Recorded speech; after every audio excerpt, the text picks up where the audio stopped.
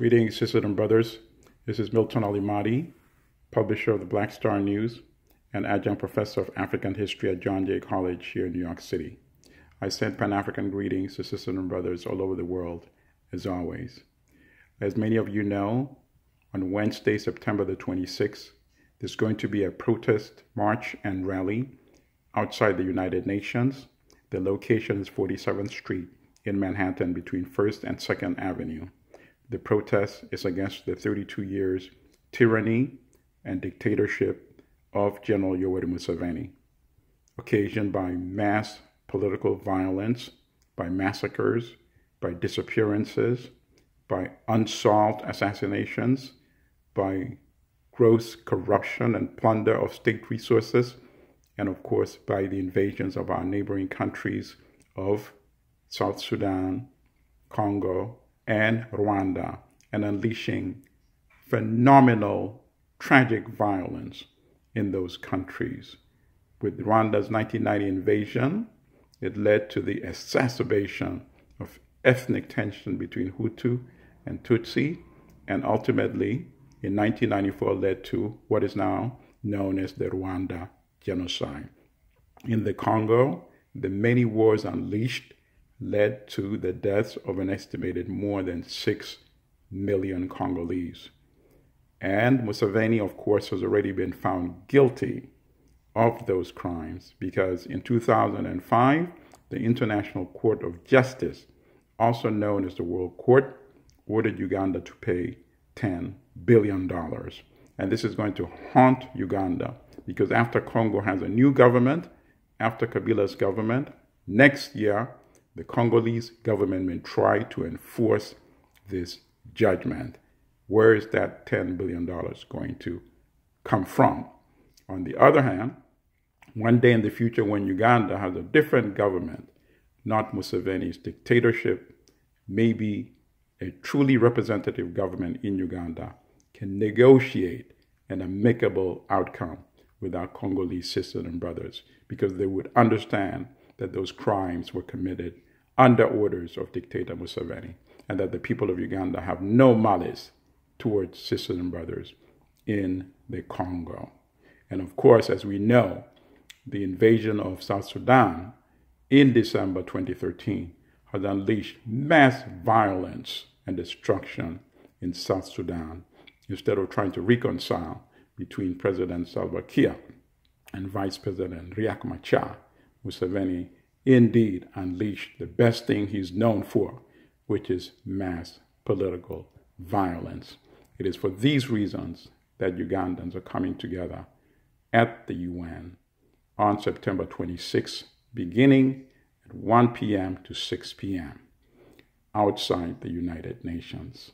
If you want any suggestions of what kind of signs to make, go to Facebook and go to the page of Uganda Diaspora for Democracy and Accountability.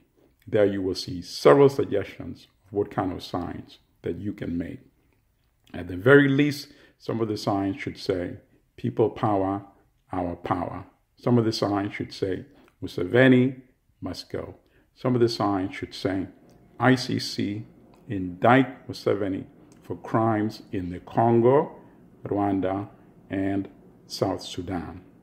Uganda, and this is a pivotal moment in our history since the violence unleashed by the regime in Arua with the brutalization and torture of members of parliament and a former member of parliament, beginning with Member of Parliament Bobi Wine, who was just returned to Uganda to a hero's welcome after being treated in the United States. Other members of parliament, Paul Muiro, Gerald Karuhanga, and newly elected Member of Parliament, Cassiano Wadri, former Member of Parliament, Michael Mabike, and of course, Francis Zake, who was brutally tortured and is still currently receiving medical treatment in India. But since then, the international community has vigorously denounced their regime, the EU and the US. And these are countries that have supported Museveni for the last 32 years, including with $1 billion in financial and military support from the United States every year. Obviously, these countries have now made it clear that it will no longer be business as usual in Uganda. So the ball is really in our court. Sisters and brothers, we need to push this further. We need to demand that we want a country governed by the Constitution, the supreme law of the land, and that our safety, our prosperity, our welfare, and that of our children and our descendants are not dependent on the whims of any one individual, but is protected by a permanent constitution, law of the land that survives and outlasts all of us.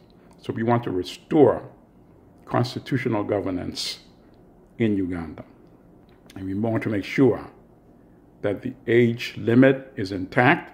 We want to make sure that term limits are intact. So please, this is a pivotal moment in our history.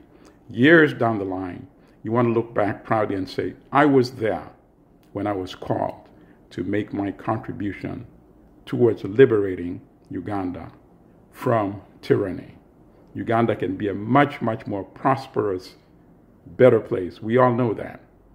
A place where the engineers now spread all over the world, the doctors, the lawyers, the accountants, the teachers, the entrepreneurs and other businessmen, the scientists, all of them can finally come back and make their contributions towards building a prosperous Uganda where the youth get into leadership and realize their aspirations.